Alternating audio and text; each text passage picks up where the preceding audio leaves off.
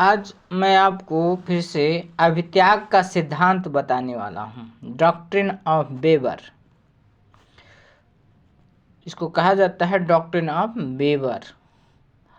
तो इसमें कोई भी व्यक्ति संविधान द्वारा प्रदत्त जो दिया गया है मूल अधिकार को स्वेच्छा से त्याग सकता है। इसमें बहराम बनाम बॉम्बे राज्य के मामले में उच्चतम न्यायालय ने यह निर्धारित किया कि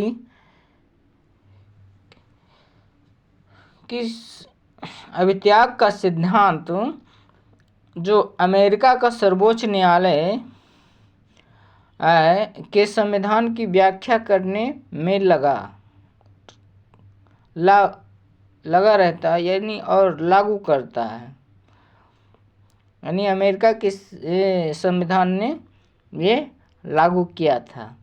भारतीय संविधान के भाग 3 के उपबंधों के निर्वचन मतलब व्याख्या में कोई लागू नहीं होता है। अतएव कोई भी व्यक्ति अपने संवैधानिक अधिकार को छोड़ने के लिए और अपने दोषी बनाने के लिए स्वतंत्र नहीं है। अपने को दोषी बनाने के लिए स्वतंत्र नहीं है। मूल अधिकार केवल व्यक्तिगत हित के लिए नहीं वरन लोकनीति के आधार पर जनसाधारण के हित के लिए संविधान में समाविष्ट किया गया है, यानी जोड़ा गया है। और फिर संविधान का अभित्याग का सिद्धांत उन अधिकारों पर लागू नहीं होता है। एक नागरिक राज्य से यह नहीं कह सकता कि उसके प्रति भेदभाव का बर्ताव कर सकता है।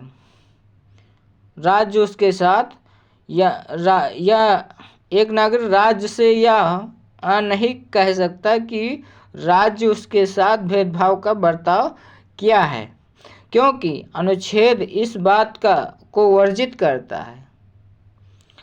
और विशेषर नाथ बनाम इनकम टैक्स कमिश्नर के मामले में इस संबंध पर विस्तार से विचार किया गया कि इस मामले में केंद्रीय आयकर की अधिनियम की धारा 5 के अंतर्गत अपीलार्थी के विरुद्ध एक जांच आयोग नियुक्त किया गया था, जिसने यह पाया कि अपीलार्थी ने एक बहुत बड़ी रकम छिपाई थी और उसने आयकर नहीं चुकता किया।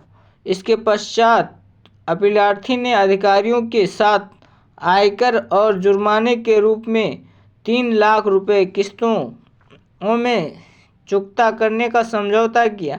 यह समझौता 1954 में किया गया था। 1955 में और उन्होंने ऐसा नहीं किया। तो इसमें ये अभित्याग का सिद्धांत बताया गया है कि अपनी मर्जी से राज्य घोषित करता है, राज्य नहीं घोषित कर सकता है, वह देश घोषित करेगा कि आप अपराधी हैं कि नहीं हैं, या व्यक्ति अपने आप से खुद अपराधी का वो टैग नहीं लगा सकता है। और इसमें दूसरा एक केस है मुथैया। 1955 में मुथैया बनाम इनकम टैक्स कमिश्नर के मामले में जांच आयोग को धारा 5(1) के अनुच्छेद 14 के अंतर्गत असंवैधानिक घोषित कर दिया गया। तब अपीलार्थी ने इस रकम के संबंध में जिसे उसने चुकता करने का समझौता किया था आपत्ति उठाई। आयोग की ओर से यह तर्क प्रस्तुत किया गया कि यह मान भी लिया जाए कि उक्त अधिनियम की धारा अवैध है, तो भी अपीलार्थियों ने आयोग के साथ आयकर चुकाने का समझौता करके अनुच्छेद 14 में निहित अपने अधिकार को स्वेच्छा से छोड़ दिया। अतः वह उसका दावा नहीं कर सकता है। और उच्चतम न्यायालय ने यह निर्णय दिया कि इसमें कोई भी नागरिक संविधान द्वारा प्रदत्त अपने मूल अधिकार को त्याग नहीं सकता।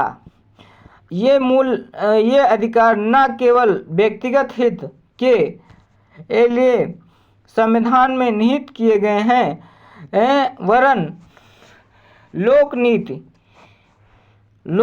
के लिए के रूप में पूरे समाज के हित के लिए प्रतिष्ठापित किए गए हैं। और ये संविधान द्वारा राज्य पर बनाए गए कर्तव्य हैं और कोई भी व्यक्ति राज्य को ऐसे कर्तव्यों से मुक्त नहीं कर सकता है।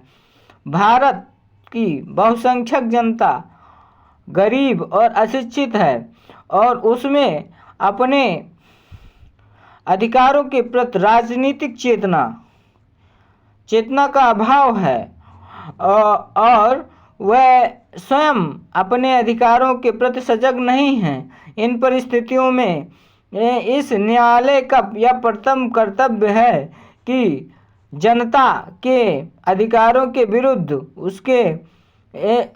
उसके विरुद्ध संरक्षण प्रदान करे। जनता ने स्पष्ट शब्दों में यह कहा कि अभित्याग का सिद्धांत